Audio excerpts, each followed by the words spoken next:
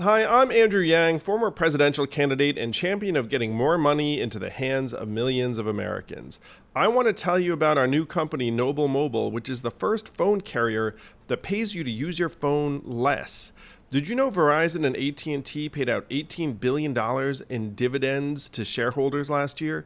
That's money they make by overcharging you for data.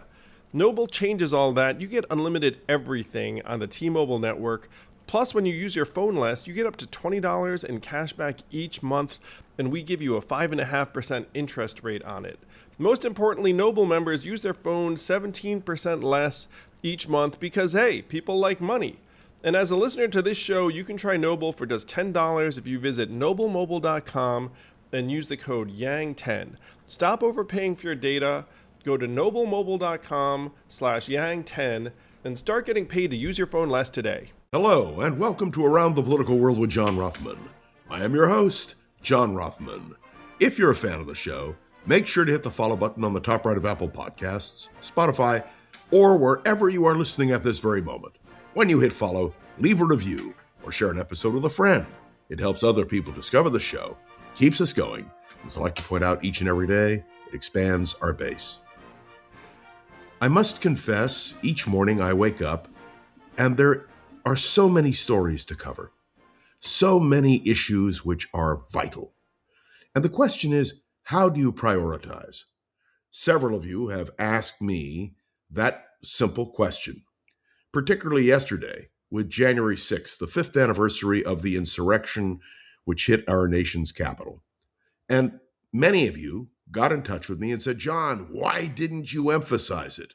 Why didn't you talk about it? And the answer is because in 15 minutes, there is a limit to how much I can cover. But I do want to say a word about January 6th. I spoke with a young man in his 30s who asked me a simple question.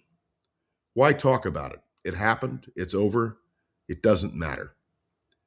And immediately what sprang to my mind was the novel by George Orwell, 1984, where history was rewritten. And that is exactly what the Trump administration is trying to do, to rewrite history. I read the White House website, and their analysis of what happened on January 6th is simply counterfactual. It is not true. Now, here's the question. Where do you stand, and where do you fight? And where do you simply say, all right, let's move on? I want to be very clear with you. I am willing to move on, but I'm not willing to erase history, nor am I willing to allow the White House to erase history. January 6th happened, and those of you who've never read the January 6th report should read it. And despite the fact that Donald Trump says, well, nobody cares what happened on January 6th. These were good people gathered together, their legal right of protest. This, my friends, sent a chill up and down my spine. Of course, what happened on January 6th was a disgrace.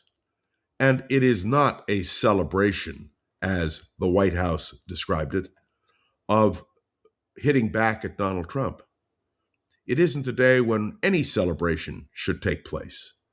It is a day when we should remember the fragile nature of American democracy. Go back and read the January 6th report. Listen to what those who suffered because of January 6th have said. Listen to members of Congress. Indeed, listen to the very people who still support Donald Trump. That's right. Many of the people who we heard speak out on January 6th blamed Donald Trump, and legitimately so. And yet, today, they seem to have forgotten, or at least to have decided to go with where power is. So I wanted to open this morning with this reflection. I believe with all my heart and all my soul that what happened on January 6th was an assault on American democracy. The insurrectionists would not have come to Washington without the request of Donald Trump. He was the one who called them on January 6th. And it is Donald Trump who still maintains that he won the election in 2020. that it was a fraud and a fake and, well, you know all the language he has used and continues to use, and which, my friends, you can see on the White House website. That, to me, is the reason why I needed this morning to reflect on January 6th. I needed to reflect on the president's attempt to rewrite history. I need very much to remember 1984 by George Orwell. I know, many of you will say, well, it happened, it's over. But how history records what happened will be very important. Let's move to another topic of vital interest. The administration has announced that the following states, Minnesota, New York, California, Illinois, and Colorado, all, as the administration points out, with Democrats in the governorship, the $20 billion of HHS funds are not going to those states. Don't tell me that this is not retribution. Don't tell me that what the Trump administration is doing is legal. It is not. And the fact that these major states that happen to have Democrats as governor, and the fact that they did not vote for Donald Trump, well, that says a lot to me. Of course, there is retribution. And of course, that has a huge impact. And of course, I mentioned yesterday Mark Kelly and the decision by the Secretary of Defense to go after Mark Kelly, to lower his rank and to reduce his pension. Do you understand what retribution is, what it means, what rewriting history means? Mark Kelly is an American hero, and you can disagree with him on policy, but to pull the kind of stunt that the Secretary of Defense is now pulling is a disgrace. I say this bluntly, candidly, frankly. And now, my friends, I want to talk about something else. And that is something I mentioned yesterday, the Corporation for Public Broadcasting. The decision of that corporation to pull the plug because of the action by the Trump administration and the Republicans in Congress is horrifying. It is a damper on freedom of speech and expression and destroys an institution, the Corporation for Public Broadcasting, which has done so much good over the last 58 years. I say this to you because one could simply record all of the efforts by the Trump administration in the last 12 months to understand the tremendous damage done to democracy and to the American Republic. And let's say a word about foreign policy. Greenland. Greenland is front and center. The European leaders have all said in a letter to Donald Trump, enough. Greenland is the responsibility of the people who live there and of Denmark. And I want to say a word about NATO, the North Atlantic Treaty Organization. Donald Trump, from day one in the White House, has been on a crusade against NATO. You can go back and listen to what I've said simply in the last year about his determination to gut the North Atlantic Treaty Organization. Well, let me tell you that if the United States attempts to seize Greenland, well, we know that Denmark and many of the European nations involved in NATO will simply turn around and say to us, what in the world do you think you're doing? You are destroying this historic alliance. I believe very strongly that enough is enough. We have no problem with Greenland. We have a base there. And Greenland has said, we're not opposed in any way to America having more bases or more men or more whatever it needs in order to secure that area of the world. And we're speaking now about the Arctic. I have to tell you, this idea promulgated by Stephen Miller, the White House Deputy Chief of Staff, and his wife, that seizing Greenland will somehow make America safer, is poppycock. And let me be clear, every time Donald Trump talks about the national security interest in Greenland, my question really is, how is that national security threatened? It isn't. No one is talking about seizing Greenland. Greenland is open to making any kind of deal the United States wants to make in terms of military cooperation. Denmark has made that clear. And yet, there seems to be something about this issue which appeals to Donald Trump. I want everyone to be clear. This is a potential disaster. And now let's talk about the next absurd move by the Trump administration. The Trumps have announced that 50 million barrels of oil are being sent to the United States of America from Venezuela. And the attitude is, and I have to tell you, we're not paying for it. It's simply being sent to us. Is it a bribe? Is it sort of like paying for protection? I don't get it. Why would anyone give up that asset, which is, frankly, under the auspices of Venezuela? Maduro is out. A new regime exists. What they're trying to do is to buy protection. That's what it is. And the American oil companies, who have been told they will be in charge, well, their attitude is, this is going to take years and billions of dollars in order to get the infrastructure up and running in Venezuela. Who's going to pay for that? And frankly, why should we seize Venezuelan oil? If we, in fact, have the potential to develop an ally in Venezuela, what's the need? The old cry of Yankee imperialism is being heard in Central and South America. It is a far cry from what President Kennedy called the Alliance for Progress. When Kennedy wanted to counter Soviet expansion in the area of Latin and South America, he created an organization of democratic states who would work together and build an alliance. That is what is needed, not American dominance in the region.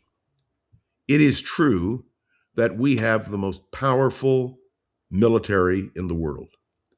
It is also true that it is highly unlikely that any force would challenge whatever we would do.